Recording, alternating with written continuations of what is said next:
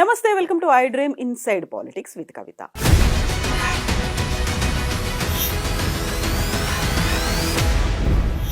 తెలంగాణలో రేవంత్ సర్కార్ 1 year complete చేసుకోబోతోంది.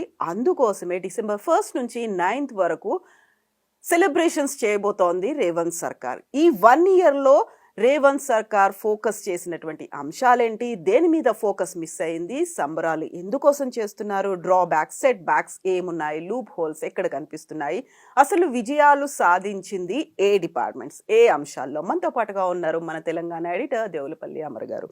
Amar గారు నమస్కారం. సో 1 year కంప్లీట్ అవుతోంది, సెలబ్రేషన్స్ అనేవి ఉన్నాయి 1st నుంచి 9th వరకు.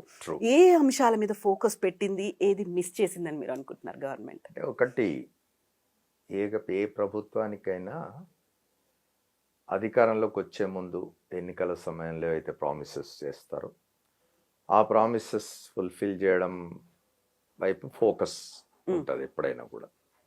ఎందుకంటే వచ్చే 5 ఏళ్ళు మనం ఇది చెప్పినాం, ఇది చేస్తామని చెప్పినాం కాబట్టి ఇది చేయాలి, 5 ఏళ్లలో ఈ టార్గెట్ ఫినిష్ చేయాలి అనేది ఒకటి ఉంటుంది.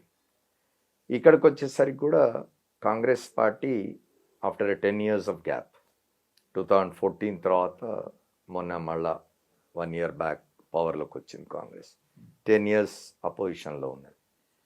వచ్చినప్పుడు కొన్ని ప్రామిసెస్ చేసింది.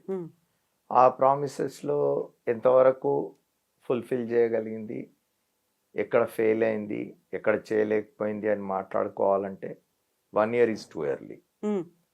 5 ఏళ్లలో గడిచింది 1 సంవత్సరం. అయితే ఆరంభం ఎట్లా జరిగింది, ఈ వాళ్ళు చేసిన ప్రామిసెస్లో ఎంతవరకు ప్రారంభించగలిగినారు, ఎంత దూరం పోగలిగినారు అనే విషయం మాట్లాడుకోవచ్చు తప్ప టేక్ ఆఫ్ అనేది ఎలా ఉంది, మొత్తంగా అసలు ప్రామిసెస్ ఫుల్ఫిల్ చేసినారా లేదా, ఫెయిల్ అయినారా, ఇట్లాంటివి మాట్లాడితే అది ప్రతిపక్ష రాజకీయ పార్టీలు మాట్లాడినట్టుంటుంది కానీ అనలైజ్ చేసినట్టు ఉండదు. ఇక్కడ మనం కాంగ్రెస్ గవర్నమెంట్, ఈ రేవంత్ రెడ్డి గారు ముఖ్యమంత్రిగా వచ్చిన గవర్నమెంట్ విషయంలో తీసుకుంటే వాళ్ళు ఇచ్చిన ప్రామిసెస్లో ఫస్ట్ ఉమెన్కు ఫ్రీ ట్రావెల్ అన్నారు, అది ఇచ్చినారు. తర్వాత రైతు రుణమాఫీ అది పూర్తయింది దాదాపుగా అని ఎందుకన్నా అంటే చాలా క్లియర్గా ముఖ్యమంత్రి గారు ఈ మధ్య కొన్ని పత్రికలకు ఇచ్చిన ఇంటర్వ్యూలో కూడా చెప్పినారు ఏంటంటే మేము ఫుల్ ఫ్లెడ్జ్డ్గా క్లియర్ చేసినట్టే. ఎందుకు అంటే మా ప్రామిస్ ఏమిటి అంటే 2 లక్షల వరకు ఎవరికైతే ఉందో వాళ్ళది క్లియర్ చేస్తామని చెప్పాము, క్లియర్ చేసాం. 2 లక్షల కంటే ఎక్కువ ఉన్న వాళ్ళు నిజానికి మేము వాళ్ళకి క్లియర్ చేస్తామని ఎప్పుడు చెప్పలేదు, మా ప్రామిసెస్లో అది లేదు. అయినా మేము ఏం చెప్పినాం అంటే ఆ 2 లక్షల పైన ఏదైతే అమౌంట్ ఉందో అది మీరు క్లియర్ చేసుకొని రండి, ఈ 2 లక్షలు మేము బ్యాంక్స్కి ఇచ్చేస్తాం. ఆల్రెడీ మేము బ్యాంక్స్కి చెప్పున్నాం, మీరు కనుక ఆ పై అమౌంట్ క్లియర్ చేస్తే ఈ 2 లక్షలు మాది మీ దాంట్లో జమ అవుతుంది, మా వైపు నుంచి సాయం మీకు అందుతుందని చెప్పినాం. కానీ ప్రతిపక్షాలు ఇప్పుడు చెప్తుంటారు, రేవంత్ రెడ్డి చాలా అంటే కలక్వల్ దీనిలో మాట్లాడుతుంటారు. ఆయన కేసీఆర్కు ధీటుగా మాట్లాడగలిగిన వాడు రేవంత్ రెడ్డి గారే. ఆయన మాట చెప్తుంటాడు, కాళ్ళ కట్టెలు పెడుతుంటది ప్రతిపక్షం అని. తెలంగాణలో చాలా పాపులర్ ఈడియం. కాళ్ళలో కట్టెలు పెట్టుడు అంటే పని చేయనివ్వరు, ముందుకు పోనివ్వరు అని. ఆ కాళ్ళ కట్టెలు పెట్టే ప్రతిపక్షం మాట్లాడే మాటలు ఇవి. మేము వాళ్ళు ఏమంటున్నారు, కాళ్ళలో కట్టెలు పెట్టడానికి వాళ్ళు ఆ పై ఎప్పుడైనా కట్టుకుంటారు, నీకెందుకు, నువ్వు ముందు 2 లక్షలు అంటున్నారు. అది సరైనది కాదు, మా ప్రామిస్ కాదు అది. మేము 2 లక్షల వరకు ఎవరికైతుందో వాళ్ళకి చేస్తామన్నాం, తప్పనిసరిగా చేసినాం, ఫుల్ఫిల్ చేసినాం అన్నారు. సో పోల్ ప్రామిసెస్లో ఎన్నికల సమయంలో చేసిన వాగ్దానాల్లో ఈ 2 అయితే పూర్తిగా జరిగినట్టే. మిగతావి కూడా వాళ్ళు చెప్పినాయి ఒకటొకటి పైప్ లైన్లో ఉన్నవి, జరుగుతూ ఉన్నవి అనేది చూస్తున్నాం. ఇవి కాకుండా వాళ్ళు చేసిన ఈ 1 yearలో ఏమిటి అని అంటే, ఒకటి వచ్చి ప్రతిపక్షాలకు ఒక హ్యాండిల్ ఇచ్చినట్టు అయింది హైడ్రా, ఆ తర్వాత మూసి, ఆ తర్వాత లగచర్ల, ఇట్లాంటివన్నీ ప్రతిపక్షాలకు కొంత అవకాశం ఇచ్చినట్టు అయింది అనేది బయట ఉన్న ఒక అభిప్రాయం. బట్ మీరు చూసినారు హైడ్రా విషయంలో కానీ, మూసీ విషయంలో కానీ, లగచర్ల విషయంలో కానీ ప్రభుత్వం ఎప్పటికప్పుడు రివ్యూ చేసుకొని దానికి అవసరమైన మార్పులు చేర్పులు చేసుకుంటున్న పరిస్థితి అయితే మనకు కనిపిస్తున్నది. Hmm. కాబట్టి ఓవరాల్గా ఈ 1 ఇయర్లో గొప్ప ఫెయిల్యూర్స్ కానీ ఇవేం లేవు, సజావుగానే సాగింది. వచ్చే 4 ఇయర్స్ ఏం జరుగుతుందో చూడాలి. ఫస్ట్ నుంచి మీరు చెప్పినట్టుగా 9 వరకు సెలబ్రేషన్స్ ఉన్నాయి, చాలా కార్యక్రమాలు తీసుకున్నారు. అయితే పోల్ ప్రామిసెస్లో లేనివి కూడా కొన్ని చేస్తూ ఉన్నారు. ఫర్ ఎగ్జాంపుల్ ఇంకో 2వ సిటీ డెవలప్ చేయడానికి ఇదివరకు మనం మాట్లాడుకున్నట్టు వరంగల్కు 6,000 కోట్లు ఇవ్వడం అనేది, మధ్యలో వచ్చిన ఫ్లడ్స్ని హ్యాండిల్ చేసినారు. ఈసారి చాలా తీవ్రంగా వచ్చినాయి ఫ్లడ్స్, నష్టం కూడా చాలా జరిగింది. కేంద్రం నుంచి పెద్దగా జరిగిన నష్టానికి పోల్చుకుంటే అంత పెద్ద సాయం కేంద్రం నుంచి ఏం అందలేదు. ఈలోగా దేశంలో ఉన్న కాంగ్రెస్ ప్రభుత్వాల్లో one of the strongest government Telangana కాబట్టి న్యాచురల్లీ వీళ్ళ అధికారంలోకి వచ్చిన ఈ 1 ఇయర్లో వేరే చోట్ల ఎన్నికలు జరిగినాయి. నిజానికి వీళ్ళు అధికారంలోకి వచ్చిన తర్వాత కొద్ది మాసాలకే లోక్సభ ఎన్నికలకు పోవాల్సి వచ్చింది. సో మనం దీన్ని 1 ఇయర్గా కూడా కౌంట్ చేయడానికి వీల్లేదు. ఒక 2-3 మాసాలు లోక్సభ ఎన్నికల దీనికి పోయింది. తర్వాత ఎందుకంటే ఎన్నికలు జరుగుతున్న సమయాల్లో ప్రభుత్వాలు ఏ నిర్ణయాలు తీసుకోవడానికి, ఏ పథకాలు అమలు చేయడానికి వీలుండదు. ఎన్నికల కోడ్ పనిచేస్తుంది కాబట్టి ఓ 2-3 మాసాలు దానికి పోయి ఉంటుంది. మిగిలిన 7-8 మాసాల్లో ఓ 2 ఎన్నికలు వచ్చినవి, హర్యానా ఎలక్షన్స్ వచ్చినవి, ఇక్కడ వచ్చి హర్యానా మధ్యప్రదేశ్ ఎలక్షన్స్ వచ్చినవి, ఇక్కడ వచ్చి ఇప్పుడు మహారాష్ట్ర జార్ఖండ్ ఎలక్షన్స్ వచ్చినాయి. వీటికి కూడా నాయకులు తిరగడం ఇదంతా జరిగింది. కాబట్టి మొత్తంగా ఒక 5-6 మాసాలు తీసేస్తే వీళ్ళు నిజానికి పనిచేసింది 6-7 మాసాలని అనుకోవాలి. 6-7 మాసాల్లో చేయగలిగింది చేసినారని చెప్పుకోవాలి. ఫోకస్ అనేది చేయాల్సినంతగా చేయట్లేదు, అన్ని డైవర్షన్ పాలిటిక్సే చేస్తున్నారు. అందులో భాగంగానే హైడ్రా వచ్చింది, ఆ తర్వాత మూసీ వచ్చింది తప్ప పరిపాలన మీద ఫోకస్ అనేది లేదు అనేది బీఆర్ఎస్ ప్రధానంగా చేస్తున్నటువంటి ఆరోపణ. ఇప్పుడు బీఆర్ఎస్తో వచ్చిన సమస్య ఏమిటి అని అంటే, ఫోకస్ ఎట్లా నిర్ణయిస్తారు అనేది బీఆర్ఎస్ వాళ్ళు చెప్పాలి ముందు. ఇప్పుడు హైడ్రా ఉంది, హైడ్రా పోల్ ప్రామిసెస్ కాకపోయి ఉండొచ్చు, కానీ హైడ్రా అనేది అవసరమా లేదా ముందు ఆ చర్చకు రావాలి వాళ్ళు. ఇప్పుడు హైదరాబాద్ ఎక్స్పాన్షన్, హైదరాబాద్ విస్తరణ, నగర విస్తరణ ఏతుందో అడ్డగోలుగా జరుగుతూ ఉన్నప్పుడు, హైదరాబాద్లో ఉండాల్సిన వాటర్ బాడీస్ అన్ని మాయమైపోతూ ఉన్నప్పుడు తప్పనిసరిగా ఇట్లాంటి వ్యవస్థ ఒకటి అవసరమే కదా. మీరు చేయకపోతే ఇంకోటి చేయవద్దని ఎట్లా అంటారు? మీరు చేయలేదు. ఇప్పుడు ఆ 9-9.5 సంవత్సరాల కాలంలో టీఆర్ఎస్ ఆర్ బీఆర్ఎస్ అధికారంలో ఉన్న కాలంలో చాలా అద్భుతంగా రియల్ ఎస్టేట్ పెరిగిపోయింది. హైదరాబాద్ గ్రోత్ అంతా రియల్ ఎస్టేట్ తోటి చూస్తున్నారు కదా. ఆ రియల్ ఎస్టేట్ పెరిగే క్రమంలో మీరు పర్యావరణాన్ని ఏం చేసినారు? వాటర్ బాడీస్ ఏమైపోయినాయి, ఎట్లా అడ్డగోలుగా నిర్మాణాలు వచ్చినవి, ఇవన్నిటిని కూడా కొత్తగా వచ్చిన ప్రభుత్వం వాటిని సరిచేసే ప్రయత్నంలో భాగంగా హైడ్రా అనే ఒక వ్యవస్థను తీసుకొస్తే దానిలో మంచి చెడులను గురించి మాట్లాడండి. అందులో జరిగే కొన్ని లోపాలో, తప్పులో, లేకపోతే దాష్టికాలో, లేకపోతే ఎవరి మీదైనా హింస చేస్తుంటేనో, లేదా పేద ప్రజల్ని ఇబ్బంది పెడుతూ ఉంటేనో, పేద ప్రజల ఆవాసాల నుంచి వాళ్ళని పంపించేస్తూ ఉంటేనో, వాళ్ళకి ప్రత్యామ్నాయం చూపకపోతేనో వాటి గురించి ప్రతిపక్షం మాట్లాడాల్సిందే, ఆ బాధ్యత ప్రతిపక్షాన్ని. కానీ అసలు అది వద్దు అనేది సరైనది కాదు. బీఆర్ఎస్ వైఖరి సరైనది కాదు. మూసీ అయినా సరే, మూసీ రివర్ ఫ్రంట్ అనే దాన్ని కూడా రిజువనేట్ చేయడానికి మూసీని ఒక కార్యక్రమం తీసుకుంటే కూడా దాన్ని తప్పట్టాల్సిన అవసరం లేదు. ఈ రెండింటిని దృష్టిలో పెట్టుకొని వాళ్ళు డైవర్షన్ పాలిటిక్స్ అని మాట్లాడుతున్నారు. నా దృష్టిలో ఈ రెండు కూడా అవసరమే హైదరాబాద్కి. హైదరాబాద్ మరింత పర్యావరణ రీత్యా కానీ లేదా బ్యూటిఫికేషన్ రీత్యా కానీ చూసినప్పుడు ఈ రెండు కూడా అవసరమైనది నా అభిప్రాయం. దీన్ని డైవర్షన్ పాలిటిక్స్గా ప్రతిపక్షాలు చూస్తున్నవి అంటే అవి రాజకీయాల కోసం మాట్లాడుతున్నారని. సో ఇప్పుడు ప్రజా పోరాటాలు లగచర్లలో అయింది, ఆ తర్వాత భూసేకరణ ఆపేస్తున్నాము అని రీసెంట్గా వచ్చింది, ఆ తర్వాత ఇథనాల్ ఫ్యాక్టరీకి సంబంధించి అక్కడ ఏర్పాటు ఉండదు అనేటువంటి ఒక ప్రకటన, వెరీ రీసెంట్గా గురుకులాల్లో కావచ్చు లేకపోతే హాస్టల్స్లో అవుతున్నటువంటి ఫుడ్ పాయిజనింగ్ ఇష్యూస్, వీటన్నిటి మీద ఫోకస్ అనేది లేదు అనే మాట. ఫుడ్ పాయిజనింగ్ మీద ఫోకస్ లేదు అనే విమర్శ ఇప్పుడు ఓ ముఖ్యమంత్రో లేకపోతే డెఫినెట్గా అడ్మినిస్ట్రేషన్కు బాధ్యత ఉంటుంది. ఇప్పుడు ఎక్కడైతే గురుకులాలు కానివ్వండి, రెసిడెన్షియల్ స్కూల్స్ కానివ్వండి, ఇన్స్టిట్యూషన్స్లో కానివ్వండి, ఇచ్చే ఫుడ్ యొక్క నాణ్యత ఏమిటి, ఇదంతా పర్యవేక్షించాల్సిన బాధ్యత, చూడాల్సిన బాధ్యత ఆయా డిపార్ట్మెంట్స్దే. ఉమ్, అక్కడ అంటే స్పొరాడిక్గా కొన్ని ఇన్సిడెంట్స్ జరిగితే, ఇప్పుడు అదేమి డైలీ రొటీన్గా మారలేదు, ప్రతిరోజు ఇట్లానే జరుగుతున్నది.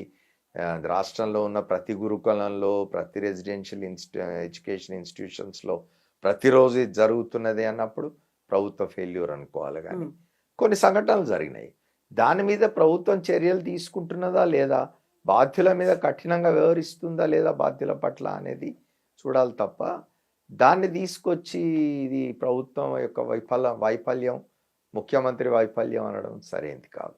ఇట్లాంటివి జరుగుతుంటాయి. అట్లా అంటే ఉమ్, టిఆర్ఎస్ అధికారంలో ఉన్న కాలంలో జరిగిన కొన్ని సంఘటనల గురించి మాట్లాడుకుంటే మరి అప్పుడు ఏమవుతుంది? టిఆర్ఎస్ అధికారంలో ఉన్నప్పుడు ఒక దగ్గర రైల్వే మ్యాండ్ గేట్ దగ్గర జరిగిన ఒక ఇన్సిడెంట్లో ఎంతమంది పిల్లలు పోయినారు, కొండగడ దగ్గర జరిగిన ప్రమాదంలో మాసాయిపేట. ఎంతమంది చనిపోయినారు, మాసాయిపేట దగ్గర జరిగిన రైల్వే మాన్యువల్ అవును. మానిటరింగ్ గేట్ దగ్గర జరిగిన ఇవేమైంది. ఇట్లా ఇట్లా ఏ ప్రభుత్వంలోనైనా ఇటు సంఘటనలు జరిగినప్పుడు వాటిని బాధ్యులు ఎవరో తెలుసుకోవాలి, ఉమ్, ఆ బాధ్యుల మీద చర్యలు ఉండాలి, కఠినంగా ఉండాలి తప్పనిసరిగా. మళ్ళీ అవి రిపీట్ కాకుండా ఉండడం కోసం ప్రభుత్వాలు కఠిన చర్యలు తీసుకోవాలి. ఈ ప్రభుత్వం కూడా వీటి మీద చర్యలు తీసుకోకపోతే విమర్శించాల్సిందే. ఉమ్, కానీ నిన్ననే ముఖ్యమంత్రి చాలా స్పష్టంగా అనౌన్స్ చేసినాడు ఈ విషయాల మీద. లగచర్ల విషయంలో కూడా ఎప్పుడు కూడా ఒకటి గుర్తుపెట్టుకోవాలండి, ఏదైనా ఒక స్కీమ్ కానీ, ఒక ప్రాజెక్ట్ కానీ, ఒక కార్యక్రమం కానీ ప్రభుత్వం తలపెట్టినప్పుడు ఉమ్, దానికి ప్రజల నుంచి రెసిస్టెన్స్ వచ్చిందనుకోండి, ప్రజల నుంచి రెసిస్టెన్స్ అనేది కూడా జెన్యున్ రెసిస్టెన్స్, అంటే నిజంగా ప్రజలు వద్దనుకుంటే ఆ కార్యక్రమం, ఉమ్, ప్రజలకు అది అసౌకర్యంగా ఉంటే, ప్రజలకు అది ఇష్టం లేకపోతే తప్పనిసరిగా ప్రభుత్వం పునరాలోచన చేయడంలో తప్పులేదు. కానీ రాజకీయ పక్షాల ప్రేరేపితంగా ఉండకూడదు ఇవి. ఉమ్, కొన్ని సందర్భాల్లో ఏమవుతుందంటే ప్రభుత్వం ఒక మంచి కార్యక్రమం చేయదలుచుకున్నా కూడా ప్రతిపక్షాలు ప్రభుత్వం ఆ మంచి కార్యక్రమం చేస్తే దానికి మంచి పేరు వస్తుంది, రేపు మళ్ళీ మనకు ఇబ్బంది అవుతుంది అనుకున్నప్పుడు ఏం చేస్తారంటే వీడి అదే కాళ్ళలో కట్టెలు పెట్టడం అని అంటారు కదా, ఉమ్, అట్లా జరుగుతుంది అన్నట్టు. ఉమ్, సో ఇది పునరాలోచన అనే దాన్ని తప్పుపట్టాల్సిన అవసరం లేదు. అదేదో ప్రభుత్వం ఫెయిల్యూర్ గానో లేకపోతే ప్రభుత్వం వెనుకకు పోయిందనో ఇంకోటి అయిందనో అనుకోవాల్సిన అవసరం లేదు మనం. ఉమ్, అది వాటిని తీసుకొచ్చి ప్రభుత్వ ఫెయిల్యూర్ అని అంటాం. నేను అన్నది ఏంటంటే ప్రభుత్వాలు పునరాలోచన చేయడం అనేది ఇది ఒక పాజిటివ్, ఇది ఒక మంచి ఇది. ఏంటంటే మొండిగా మేము నిర్ణయం తీసుకున్నాం కాబట్టి ఆ నిర్ణయానికే కట్టుబడి ఉంటాం, ఆ పని చేస్తూనే పోతాం మేము, ప్రజలు వద్దనుకున్నా సరే, ప్రజల్ని చేసైనా సరే, వాళ్ళని అరెస్టులు చేసైనా, వాళ్ళ మీద వాళ్ళని నిర్బంధించైనా, వాళ్ళని ఇబ్బంది పెట్టైనా చేస్తామనే ధోరణి కాకుండా పునరాలోచన చేసి ప్రజలకు ఇది ఇష్టం లేదు కాబట్టి మేము ఈ నిర్ణయాన్ని మార్చుకుంటున్నాం అన్న ప్రభుత్వాధినేతల్ని మనం ప్రశంసించాల్సింది. సో ఈ ఇన్సిడెంట్స్, ఆందోళనలు, దాని వెనకాల అల్లర్లు, దాడులు, వీటన్నిటి వెనకాల కుట్రకోణం ఉంది, అందులో ఒక పార్టీ ఉన్నట్టుంది అనేటువంటి మాట స్వయంగా మంత్రులే చెప్తున్నారు, ఇంక్లూడింగ్ ఫుడ్ పాయిజనింగ్ ఇష్యూకు సంబంధించి ఆరోపణలేనా ఇవన్నీ రాజకీయాలే. ఇప్పుడు ఎవరు అధికారంలో ఉన్నా ప్రతిపక్షాలు ఏమైనా మాట్లాడితే ఇది కుట్ర, లేదా ఏమైనా జరిగితే ఇది ప్రతిపక్షాలు చేస్తున్న కుట్ర అని మాట్లాడుకోవడం రాజకీయాలు. అవి రాజకీయాల జోలికి మనం పోవాల్సిన అవసరం లేదు. మనం ఓ సంఘటన జరిగినప్పుడు వెంటనే ప్రభుత్వాన్ని నిందించేసి ప్రభుత్వం ఫెయిల్ అయిపోయింది, ఈ ప్రభుత్వం వద్దు, అవసరం లేదు అనడము రాజకీయం అవుతుంది. కానీ ఆ సమస్యను ఏదైతే జరిగిందో సంఘటన, దాన్ని ప్రభుత్వం సరిగా అడ్రస్ చేయకపోతే, ప్రతిపక్షం దాని మీద మాట్లాడితే, ప్రతిపక్షం దాని మీద గొంతు విప్పితే దాన్ని రాజకీయం అనాల్సిన అవసరం లేదు. ఈ రెండు చూడాల్సిన అవసరం ఉంటుంది. ఏ ప్రభుత్వం కూడా ఉద్దేశపూర్వకంగా ప్రజలకు నష్టం చేయాలని అనుకోదు. ఇప్పుడు ఇవాళ రాజకీయాల్లో చాలా మాట్లాడుకుంటున్నాం మనం, అధికారంలోకి వచ్చిన వాళ్ళు కరప్షన్ చేస్తారని, లేకపోతే అధికారంలోకి వచ్చిన వాళ్ళు బంధుప్రీతి ఉంటుందని, లేకపోతే అధికారంలోకి వచ్చిన వాళ్ళకు స్వప్రయోజనాలు ఉంటాయి, ఇట్లాంటివన్నీ మాట్లాడుకుంటున్నాం. అవి ఏవి ఎట్లా ఉన్నా ఏ రాజకీయ పక్షమైనా అధికారంలోకి వచ్చినప్పుడు ప్రజలకు నష్టం చేయాలని అనుకోదు. ఎందుకంటే ప్రజలకు నష్టం చేస్తే రేపు పొద్దున్న నష్టం జరిగేది వాళ్ళకే కదా. మళ్ళీ 5 ఏళ్ల తర్వాత మళ్ళీ వాళ్ళు అదే ప్రజల దగ్గరికి పోతారు ఎన్నికల్లో ఓట్లు అడగడానికి.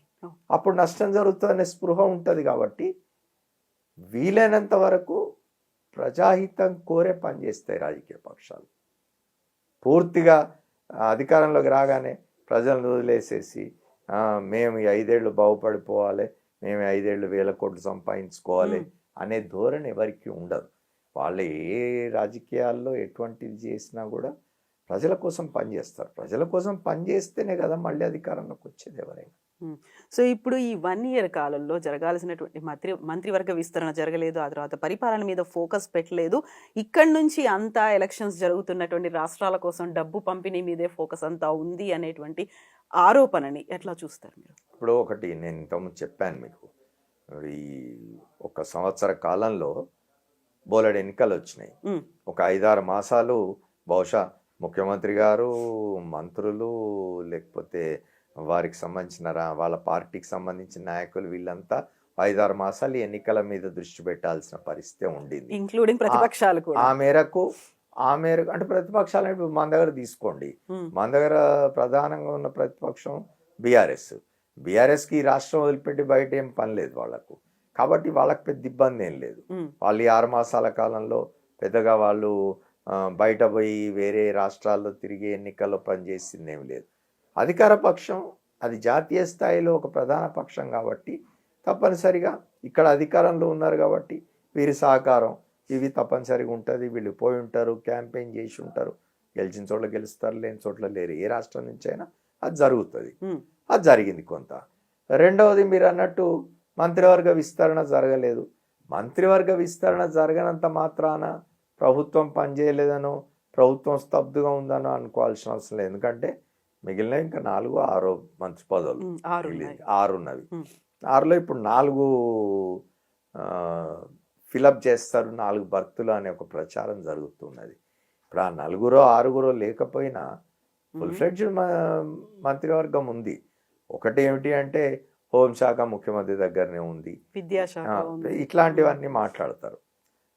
అయినా సరే ఒక 3-4 లేనంత మాత్రాన ప్రభుత్వం పనిచేయదు అనుకోవడం పొరపాటు. తక్కువ మందితో కూడా ఎఫెక్టివ్గా సమర్థవంతంగా పరిపాలన చేసే పరిస్థితులు ఉన్నవి, బ్యూరోక్రసీ ఉన్నది, మీకు అధికార యంత్రాంగం ఉంది, వాళ్ళతో పని చేయించవచ్చు, వాళ్ళని పరిగెత్తించవచ్చు, ఇవన్నీ ఉంటాయి. కాబట్టి మంత్రివర్గ విస్తరణ మాత్రమే పరిపాలనకు ఆటంకంగా ఉంది, మంత్రివర్గ విస్తరణ జరగకపోవడం వల్ల పరిపాలన సరిగా జరగడం లేదు అనే వాదన సరైంది కాదు. ఇప్పటిదాకా ఫోకస్ పెట్టని అంశాలు, ఇచ్చినటువంటి హామీలు కాకపోయినప్పటికీ ప్రభుత్వ పరంగా చేయాల్సినటువంటి ఫోకస్ పెట్టాల్సినటువంటి అంశాలు అది మిస్ అయింది అని ఏ అంశాల్లో, ఏ డిపార్ట్మెంట్స్లో అనిపించింది మీకు? పెద్దగా నేను దాని మీద ఏం దృష్టి పెట్టలేదు. మరి ఇప్పటివరకు వాళ్ళు ప్రభుత్వం ఆలోచన ఏదైతే ఫోకస్, ఇప్పుడు ఏ ప్రభుత్వం అయినా కూడా ప్రధానంగా చూడాల్సింది ఎడ్యుకేషన్, హెల్త్, తర్వాత వెల్ఫేర్, ఈ వీటికి సంబంధించి ఎడ్యుకేషన్ మీద, హెల్త్ మీద దృష్టి విషయానికి వస్తే మనము ఇప్పుడు చూస్తున్నాం హెల్త్ సంబంధించి హెల్త్ మినిస్టర్ నాడు చూస్తూ ఉన్నాం మనం. దానికి సంబంధించినది పెద్దగా దీనిలో జరిగిన లోపం అయితే నాకేం కనిపించాలి. ఓకే, సో 1 ఇయర్లో ప్రభుత్వం ఒక పాత్ర పోషించినట్టయితే ప్రతిపక్షాలు కూడా అంతే ప్రధానమైనటువంటి పాత్ర పోషించాయి. ప్రభుత్వం, ప్రతిపక్షం రెండు ఎలాంటి పాత్ర పోషించాయి 1 ఇయర్లో అనుకుంటా? ఇప్పుడు ప్రతిపక్షం దగ్గరికి వచ్చేసరికి ఏమిటంటే